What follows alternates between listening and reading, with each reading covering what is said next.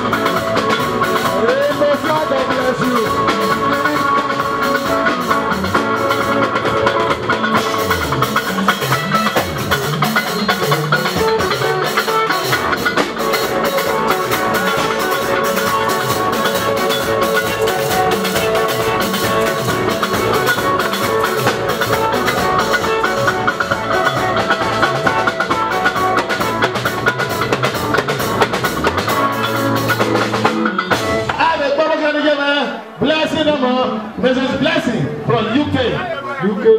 Hi, Honorable Osayede Osayubu, Italy based. Hi, Anita Nash. Anita Nash. USA based. How many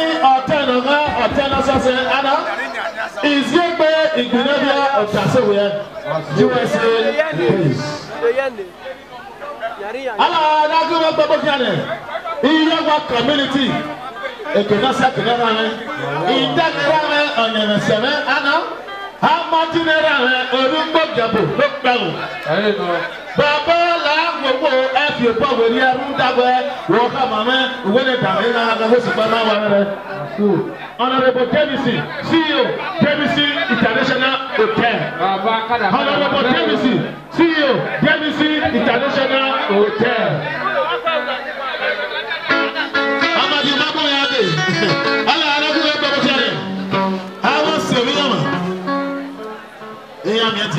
Committee of Friends in the one, Wakana, Wabobia, Dana Media, Olivia, and went to boy.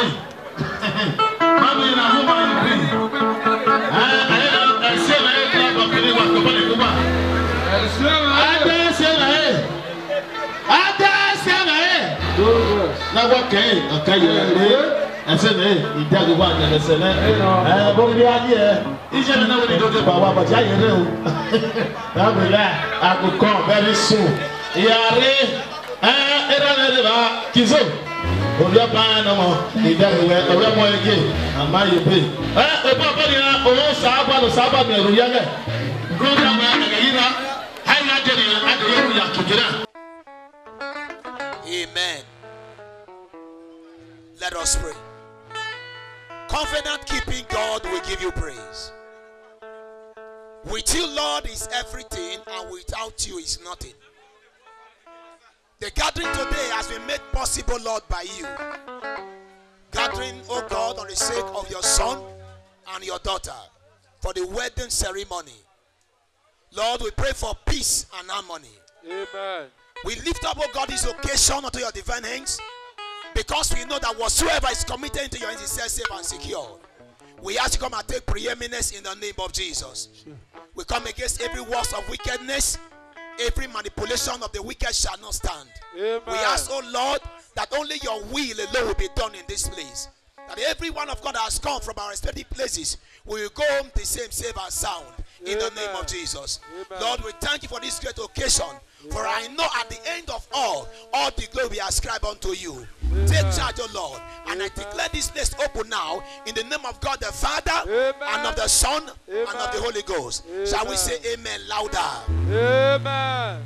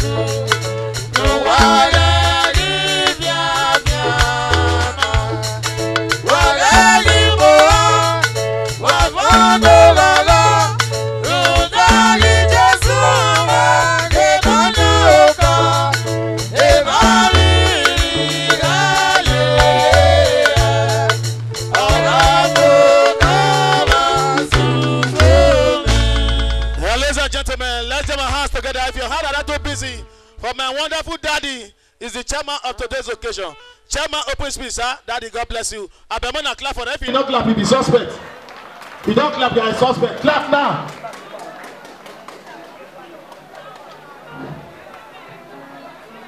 Anyone, why you are both young? Why you are being total? Why is not saying the man, Amen.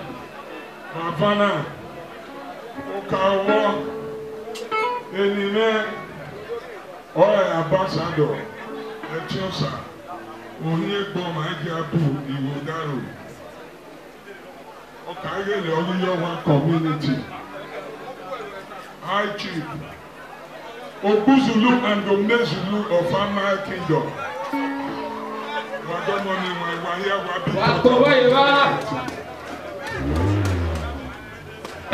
Anyway, Maria Mane, Madoku Lima, Madoku Yatu, Uguome, Ogano Koware, Edu Wahunfuao. He said, Wahia was so wow. He said, Wa the men of a go, Wawa. He said, Ibiman or Duguomena. Osalopua Noria Tive Wania, Niaya Mue Omena Sota. Omo, Oquia Yahu, Omo, Ohoyanya Quia. Nia Yomonia Biane, Erunahiana or Erue Berame. Osalopua Noria Berame, Niao. He said, Wala wo, Veni Maremana, Wagimako Guivimana Duguomena. I give a duene, Bogogo, Big Berame, then in my yak pass a more able wa, maybe Yamba Mobo Waverio. Why ya wa say, oh, Oba talk pay. He said, Benny, I don't last a Benata at Yagway. How do you go on? And Imadam, you, Look at a 100. Where you might Benny. Let Mr. Patrick Otasogwe Igbenavia Noke Iya Wanok Babure Awano Yana Philomena Isaloba Ediaponya Wabi American Philomena a Philomena if you look when you are Wensiko, why we say Philomena Yamura many Hedjo Yadola Sepenatali and Nagwe Egesene because a Bible tells you where any man that finds a wife find a good thing as a favor for the sight of Almighty God. And I answer, what did the idea? And I do tada. And Allah will go walk up on the door and walk up on the oh, go my way marriage.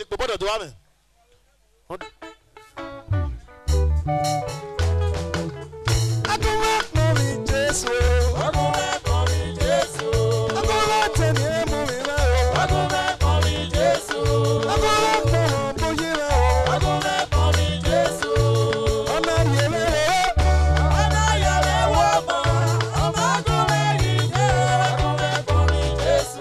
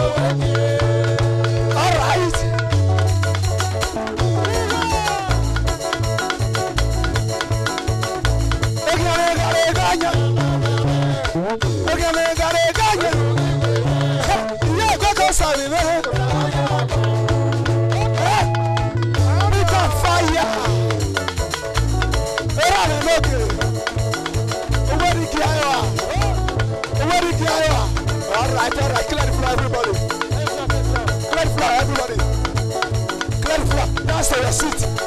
Dance to your seat. Dance to your seat. Dance to your seat. Okay.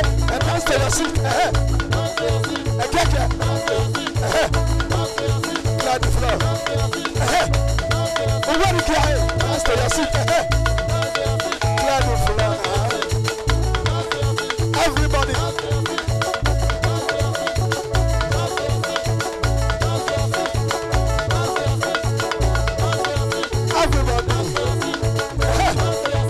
Everybody. So when you hear the female, dance to your feet. Dance to your seat, everybody. And you hear the female,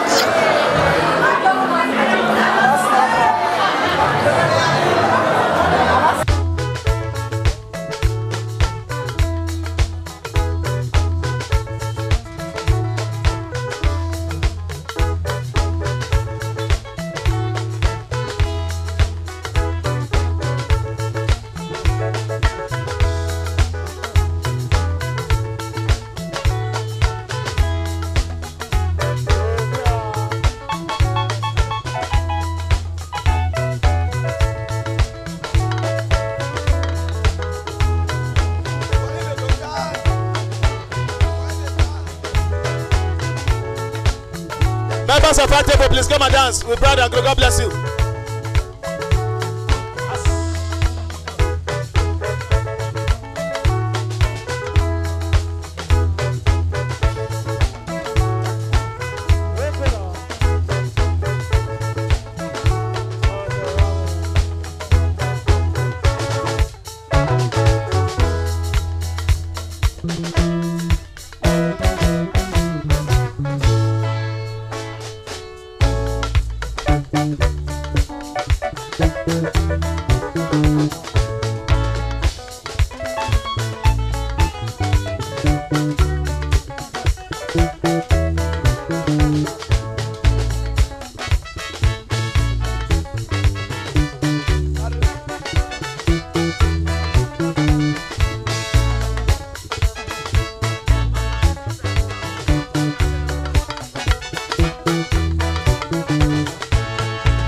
Ambassador Etiesa Igodao.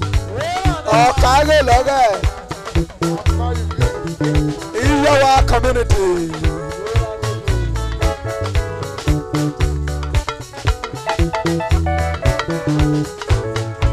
Etiesa Nerame.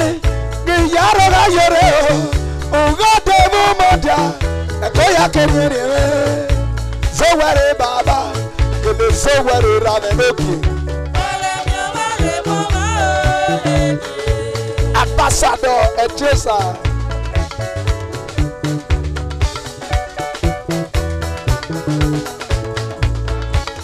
We go down Noka.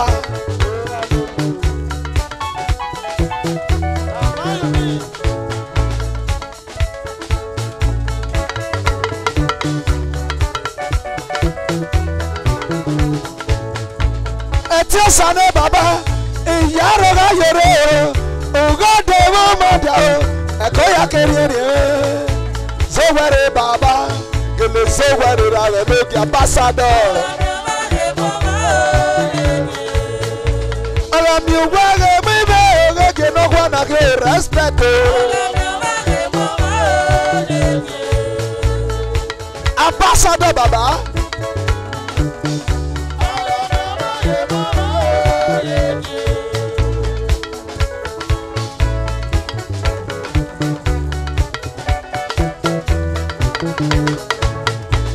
Osanera mi que le cuello mama con el lado.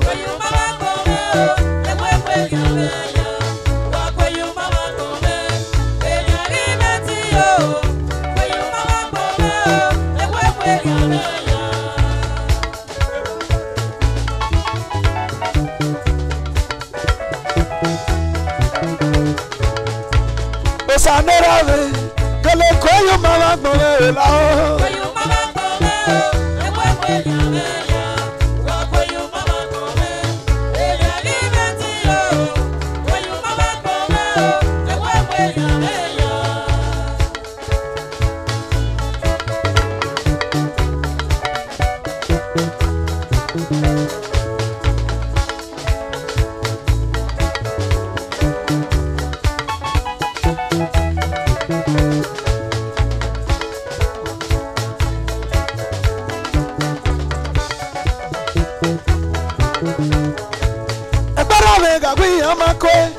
Esa no quiero mo,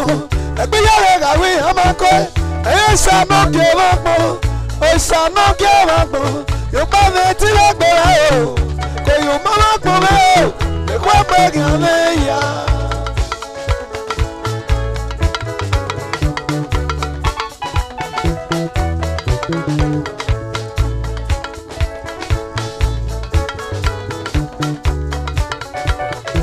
God bless you, Baba.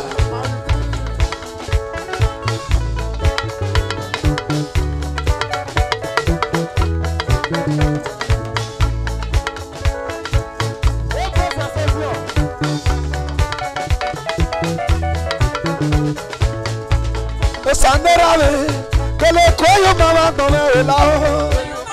Era de pie.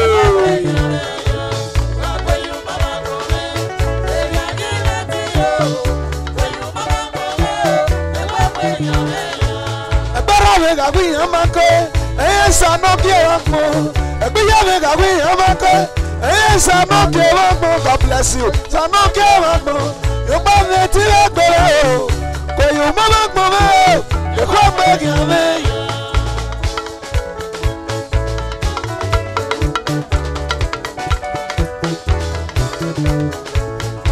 Sayako yi mene, bema no ni gelegi, no ya bagbe wa, no gwa lagi ode, gwa galele, o isame ne rave o, ko yu mama kome o.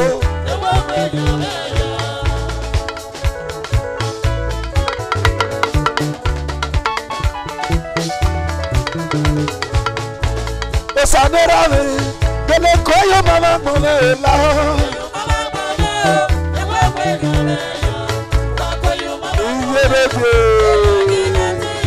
God bless you.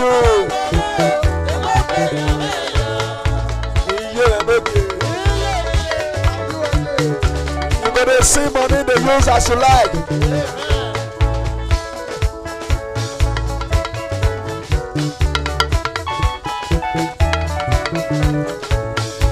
Etiosane Baba, Iyaro Yoro, Uga Devo Mondaro, Ekoya Kerriere. Say what Baba, gonna say what Ramenoki. Etiosa, ne Rameo.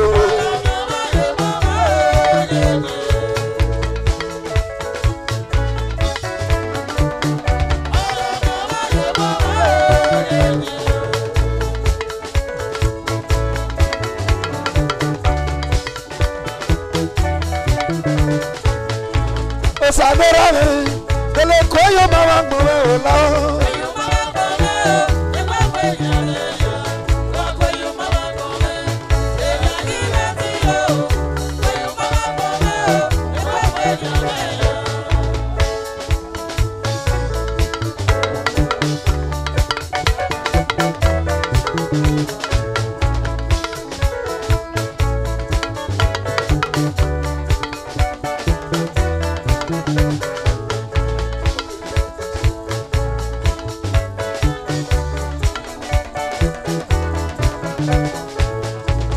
Saberame, que le coyo mama mola.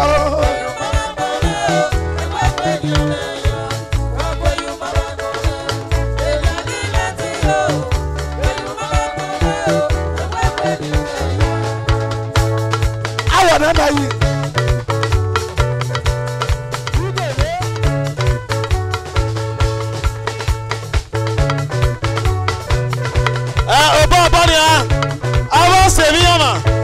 Friends and witches, please come and dance with bride and groom.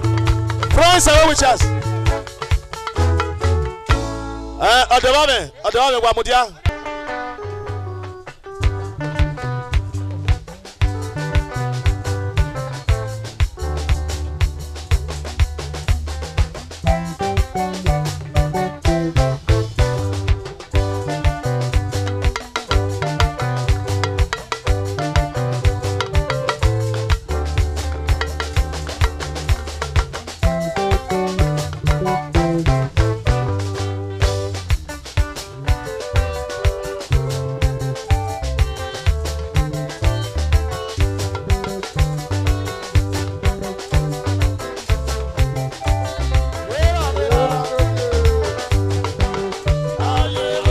Hasta la madera de noche.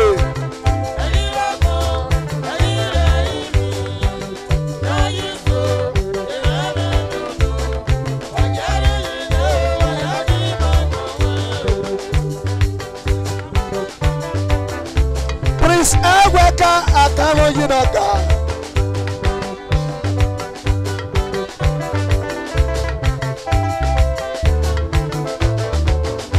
Prince Atalaka.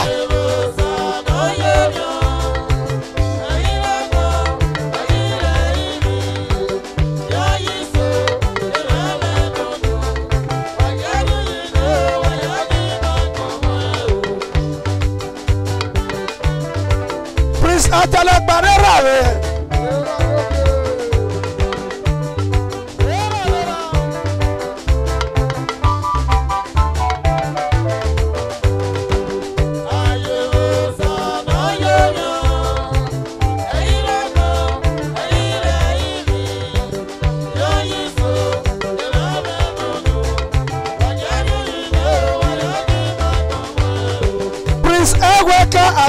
Akoyi, the Ohe of Atalaka.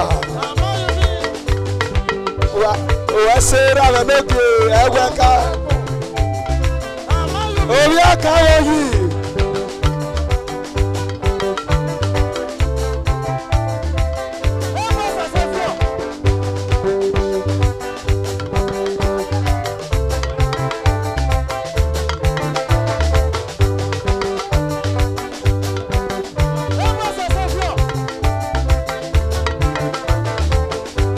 Prince Eweka, the Oha Talakpa.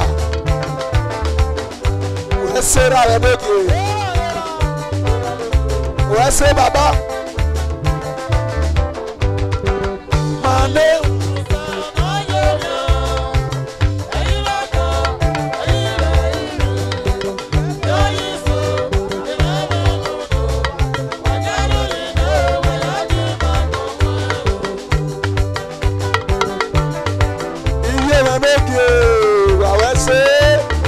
I grew up no Talakpa no God. Baba Bayobere.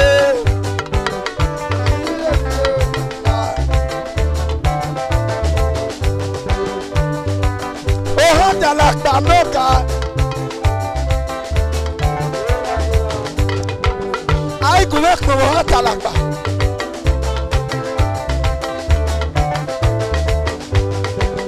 Prince Eweka, the Yohan of Atalakpa. Obiaka Oyi, I already are.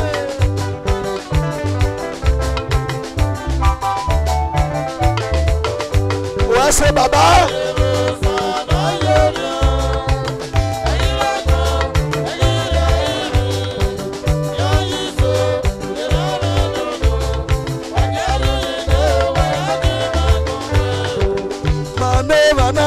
Samen de gbogbo, ọkìí ni màmá ya gbogbo kan, orí bẹ̀rẹ̀ ọ̀sẹ̀gọ̀ máa wò ó.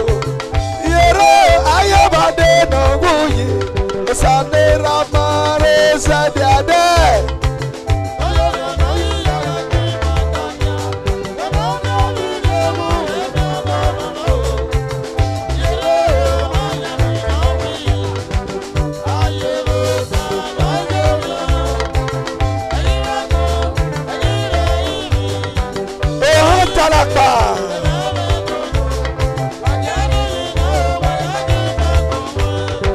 Augusta niye.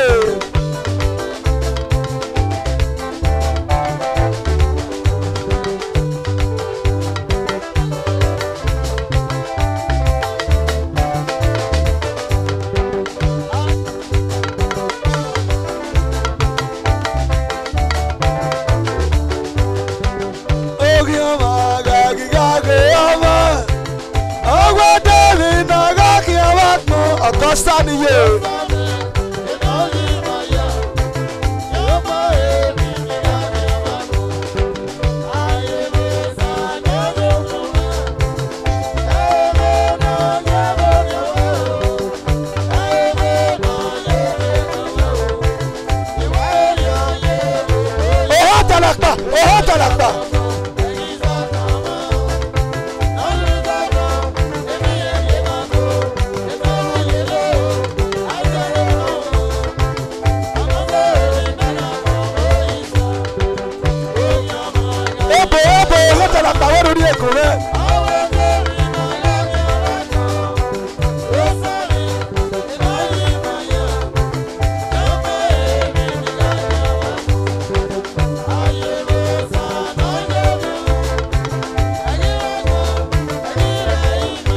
Oha Talakpa.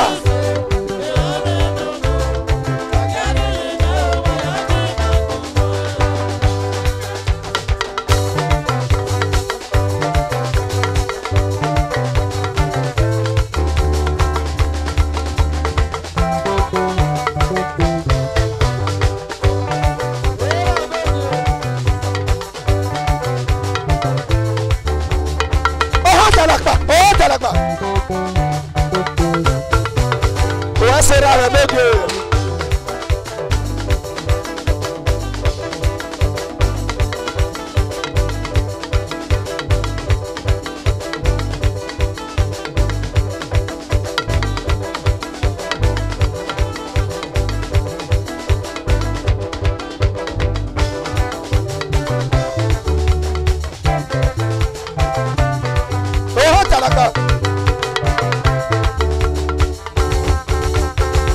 Oh talaka. Oh talaka. Iye ma make Augusta. Enough for there, gonna pita you. Beautiful like Oibo. Beautiful like Oibo. God bless you. Augusta ni you. Beautiful like Oibo.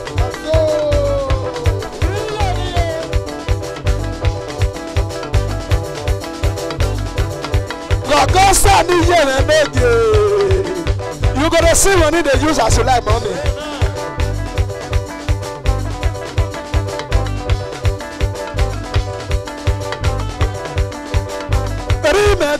Remember, call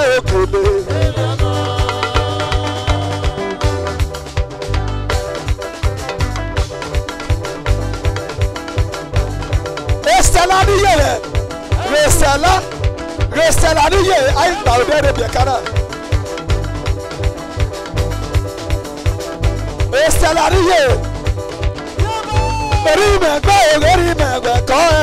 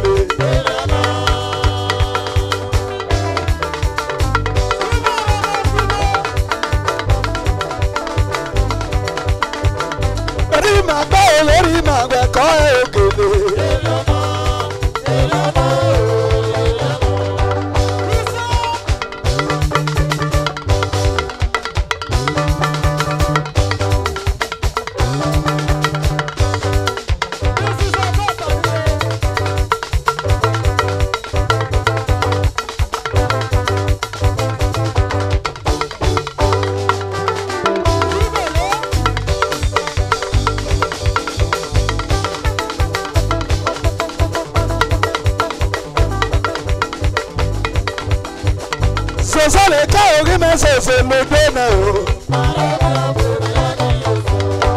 Ai que não me chume cari bata não sei.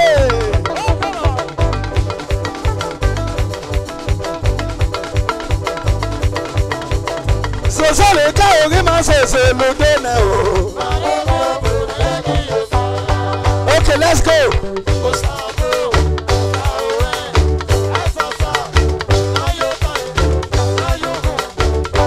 Mama yo. Okay now.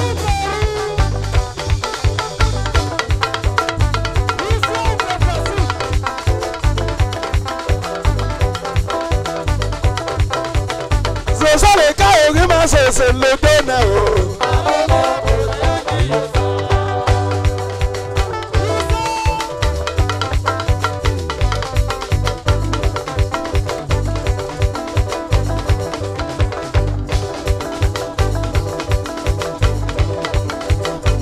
Sale cae que me hace se le pena.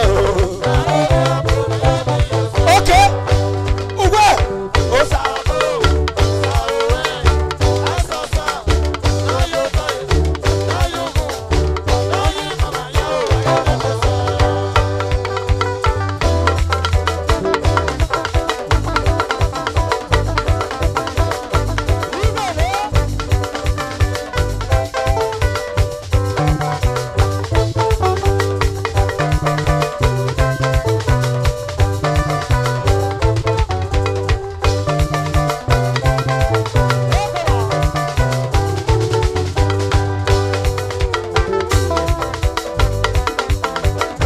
See where why I take a clear the floor, everybody. Dance to your seat. Why I take a why say MC when why I take another thing, also it.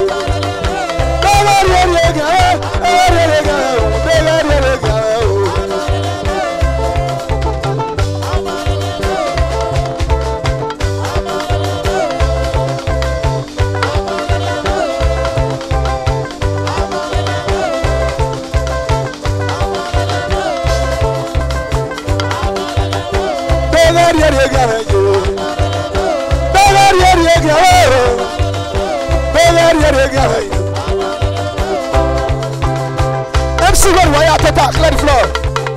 Oh yeah, get cassava well.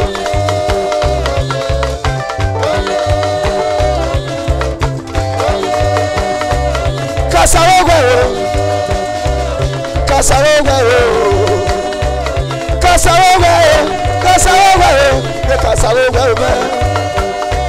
Why I put on your wrestle?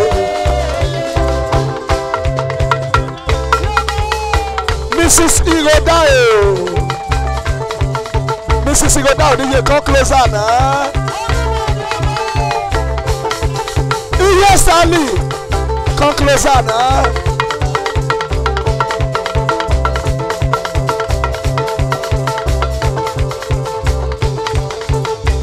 Say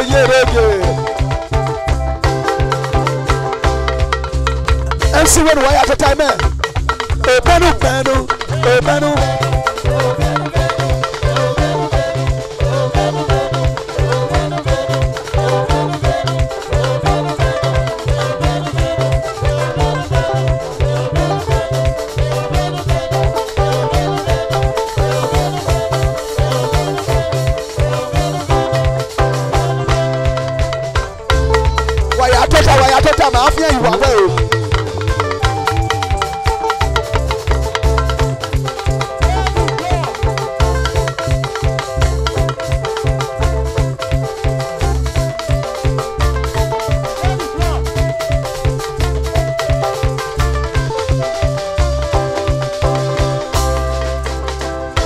Oninyoma, tenongya wewe dangwa me. Oninyoma, tenongya wewe dangwa me.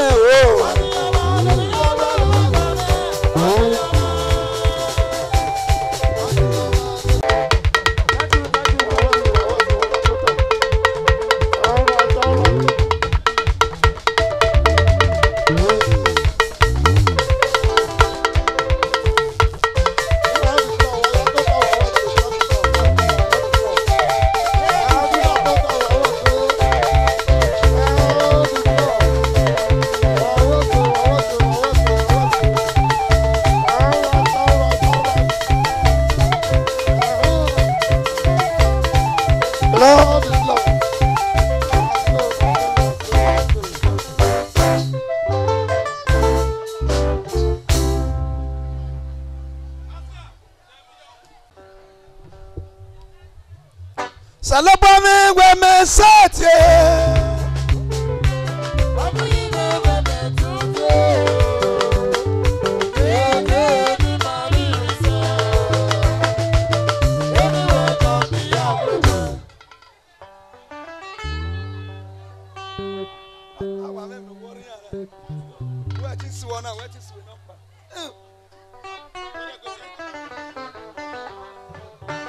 Please, in our community, wherever you are, please come and dance with bride and crew. Landlord and landladies, Anyawanok, Anyawanoko, Nara, Iyawa, Yamu Pussy Yavavania, Ukesuwa Benia, and a lot of us get to Walago, Walafigo Yao, Alafilekwa, Wagusa Lebeno, Walayo Bobby, Mumeade. Thank you.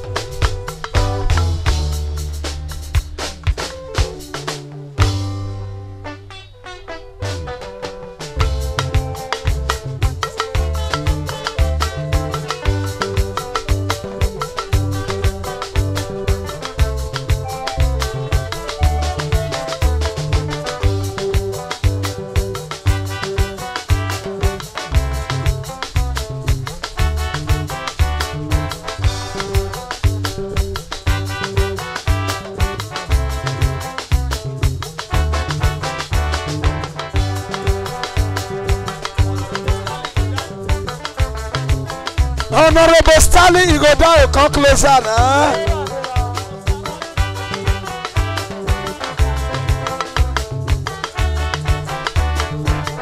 Osaro Igmini Jesu, Italy base.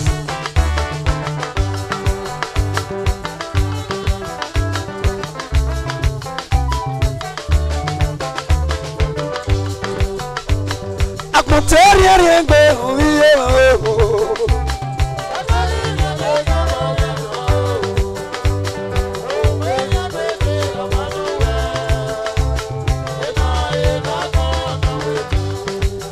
MC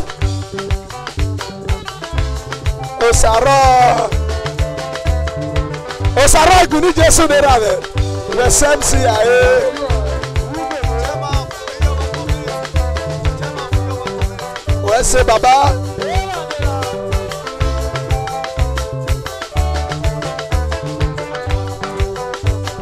Akmonteri Engbe,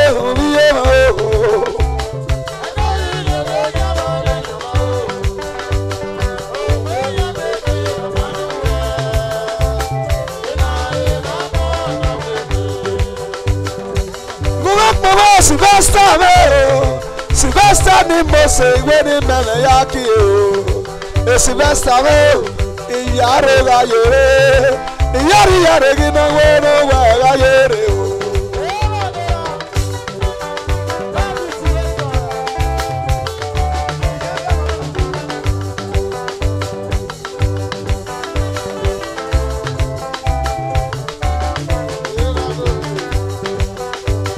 Akmonteri Engbe owiye o.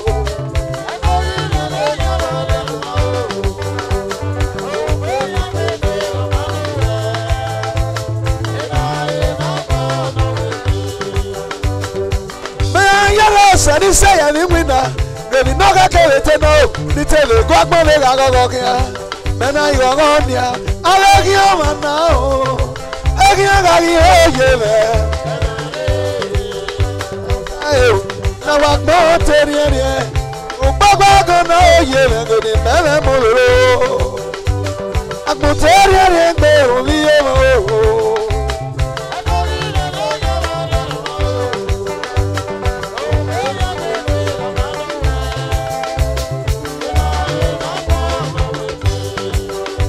Amuru panera le nogi.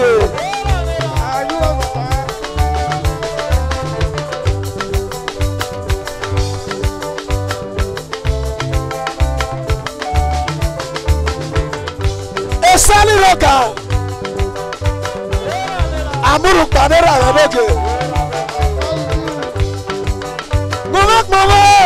Amuru panera. Amuru pani Mose we ni mama yaki o. Amuru pawe iyaro ga yore iyari gina wero we ga yore Igmini Jesu roka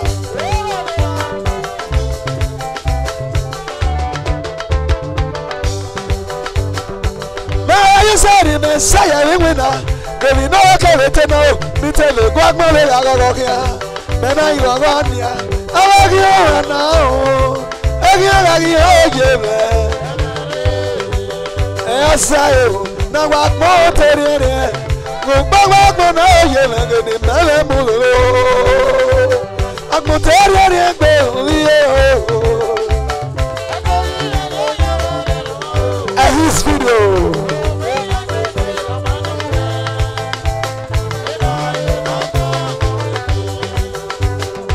iya mo no sise yele mo ona mo gbagba ona mo ari ewe igbo Bele no mania o, bele isetin labo. Baby no go wete no, iye tele go agbole la gogo kia.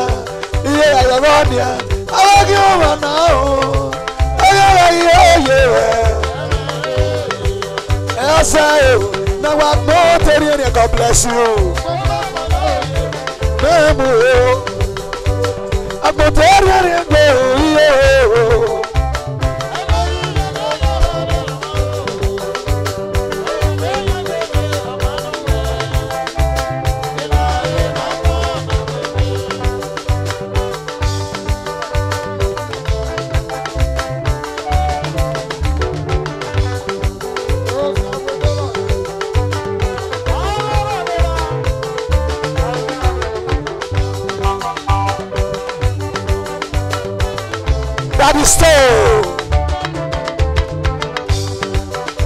Wakuma mama, that is so.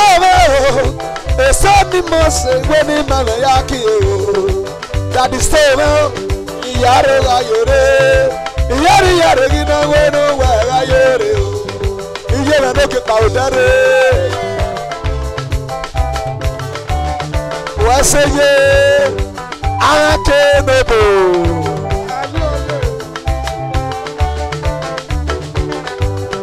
Ake nobo, waseye.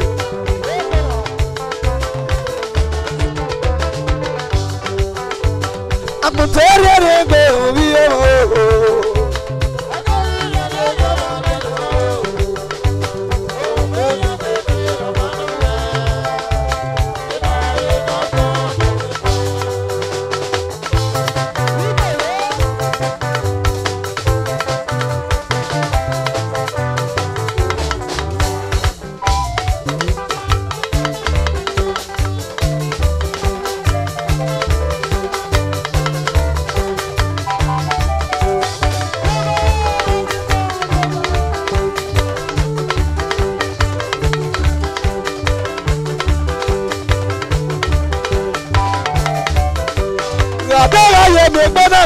Tamari lọ́wọ́ naga yóò no se wọ́dà gègbè.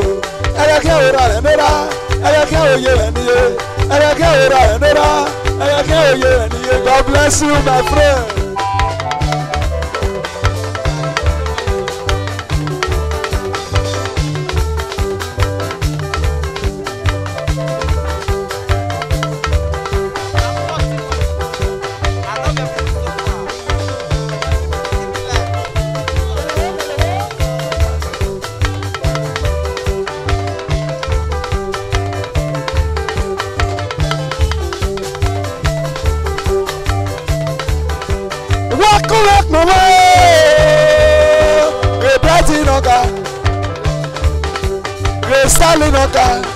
Sali ni moso, sali peperope, sali chocomilo, origo dayo.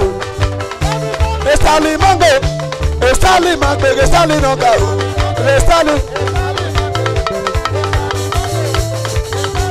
Origo dayo, iyare la yore, origo dayo, iyare la yore, iyare la yore, iyare la yore. Sigo.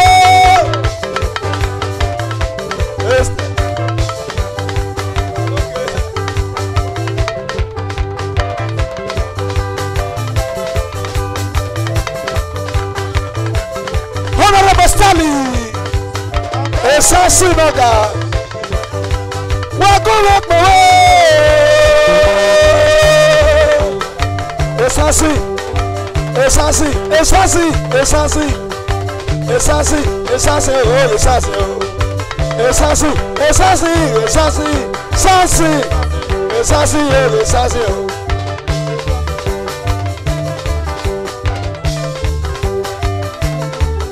Yo yari o na ye, gayo ma dabera edewa.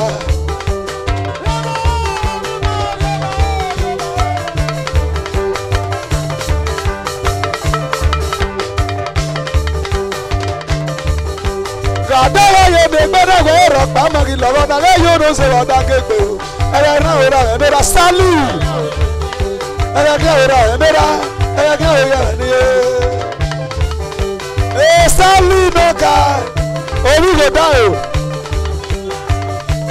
Sálì mọ́gbò sálì mọ́gbò orí ló dá o. Orí ló dá o. Sálì ló dá o. Orí ló dá o. Sálì nọ́ọ̀ka o. Kùnà nàgádé. Una nagade o, estali noga o, owigo dayo, una nagade o, sali, una nagade o, estali noga o, wakare bere, una nagade, estali noga o, una nagade o, estali, iyare la yore, estali noga o, iyare la yore o, estali noga, iyare la yore. Sale noga.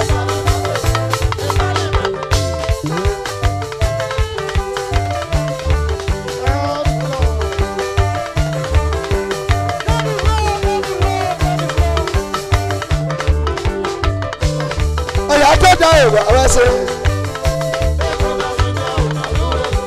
Wàyà wẹ́sẹ̀.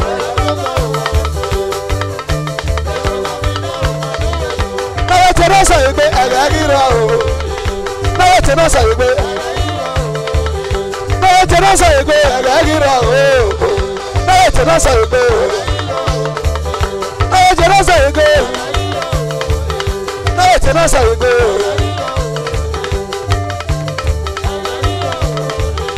Náà tí náà sọ yìí pé. Sálí. Náwó tí náà sọ yìí pé wàyà ríra o. Sálí náà kà o. Sálí náà kà.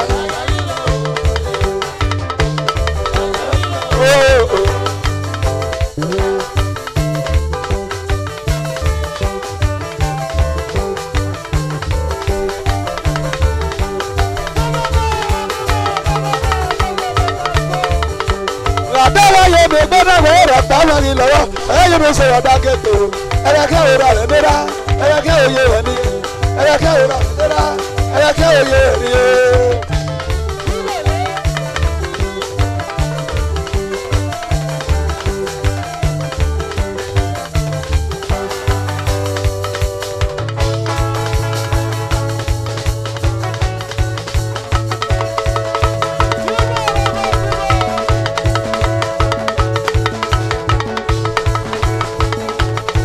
Estali, bàbá mi lọ́gọ́ ọ̀nà ya mọ̀ ní ọ̀rẹ́ òye náà. Estali, Estali, onílọ̀dà o, Estali, bàbá mi lọ́gọ́ ọ̀nà ya mọ̀ ní ọ̀rẹ́ òye náà. Ó máa gbá o, máa gbá o.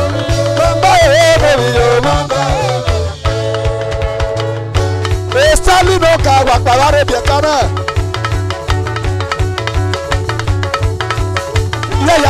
Ya dukmo ne Estali no mo.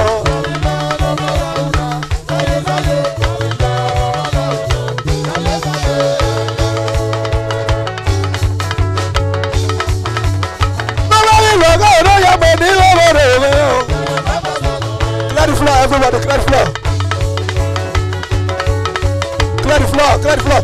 MC wey na fear. Wàyà tọ́ta máa fẹ́ ìwà wẹ̀. Ọ̀dọ̀ fẹ́ ra máa fẹ́.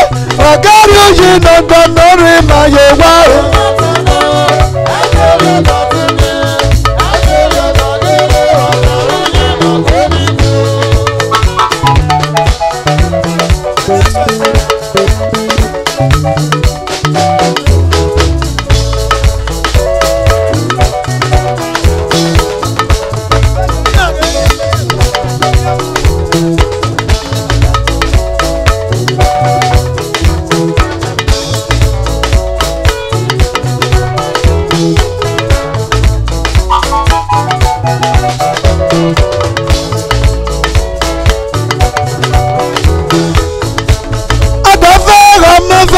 Wagari oje na gbandore ma ye wa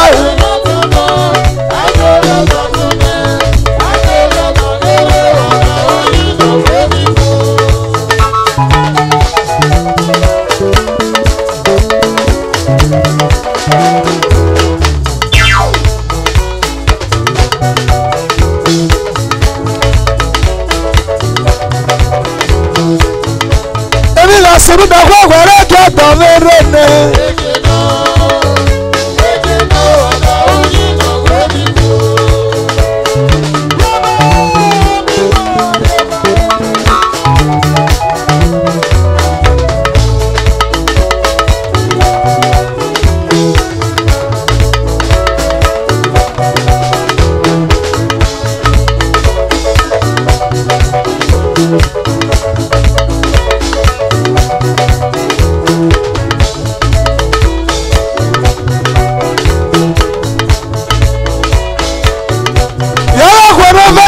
So are we here around now? Rudagi and okay now.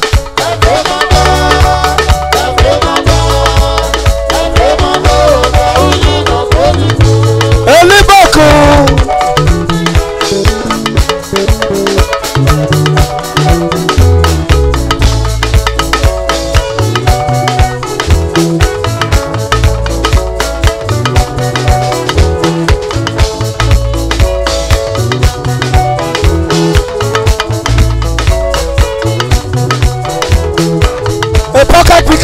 o. Lọ́wọ́ kan náà yà wọ́n kú yà dùn ní gòfì ọ́. Ẹ̀bá ni àbí ẹ̀ sọ̀tò. Èyí tó yà dùn ní gò pàbí ọ́. Eliboko nira mọ́tà òkànnìjà ọ̀wọ́kànnìjà ọ̀tí àfíẹ́ bẹ̀rẹ̀. Ọ̀tí àfíẹ́ bẹ̀rẹ̀ àgù.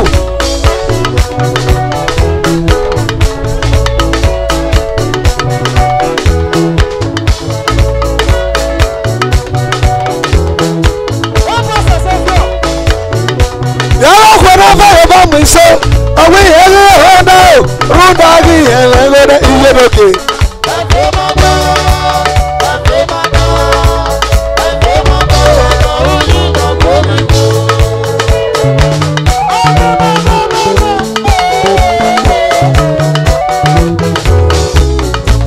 abe pickpocket pika e ma pono uwa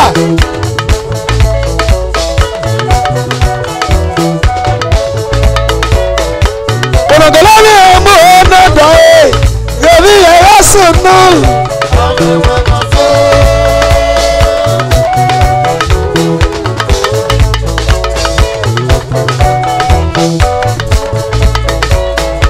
Ologolole mo na doe, yebi ya do ba we gbe ye me. Okay.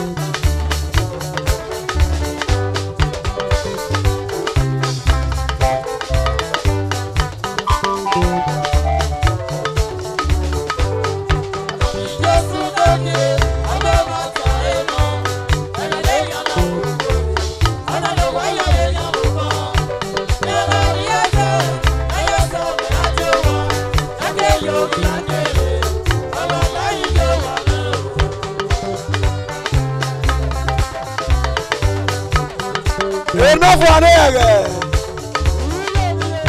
Beautiful like Oyibo. God bless you. God bless you. God bless you.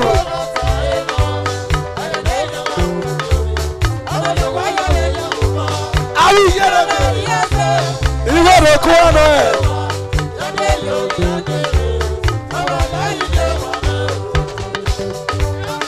Say yeah.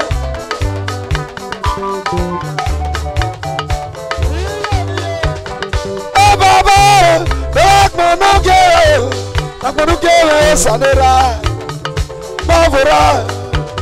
Esa, back no get sanera. Kakura, Adamu, no was any beka, where me yeke. Ege jo do gwelo. Akere no bo. Ye be de ya do ma wa tole. Me Ere ko yi aye. Baba fi se yi ao. Ukele fi se ya ge ao. Ye me kana da mama kwere. Ole ya gbonare. Ole ya gbonare. Ebi no wa gbere so no da ya. Ebi no fi gbegbe. Ye ka wa no second. Over we am gogi. It doesn't die ya wa. Ebi no we ere ba ya kure. Nageta no bali o.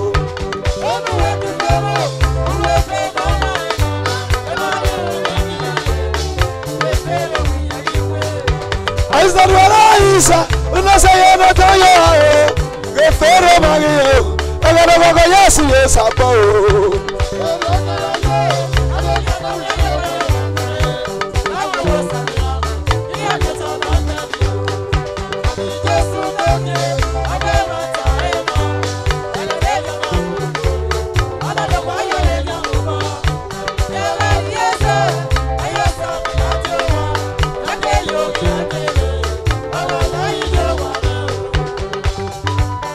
God bless you, brother.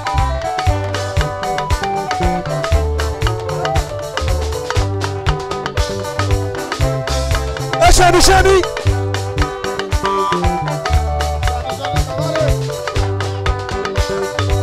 Ai guawani alare rompalare.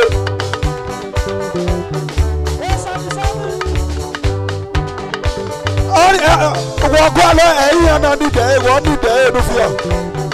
Now you need them, be there.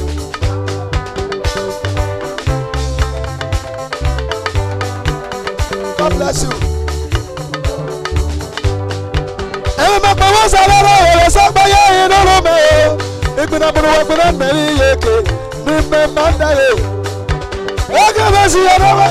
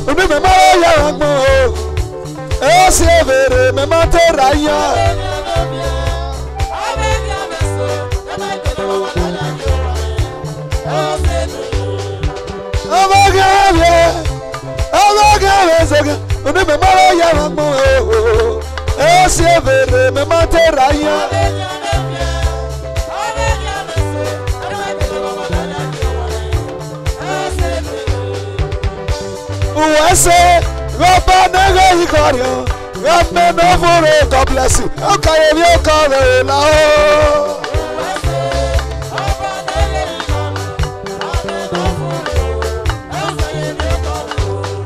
So you go, we go. You go, mama. No, I go. No, come again, no, you go, we go.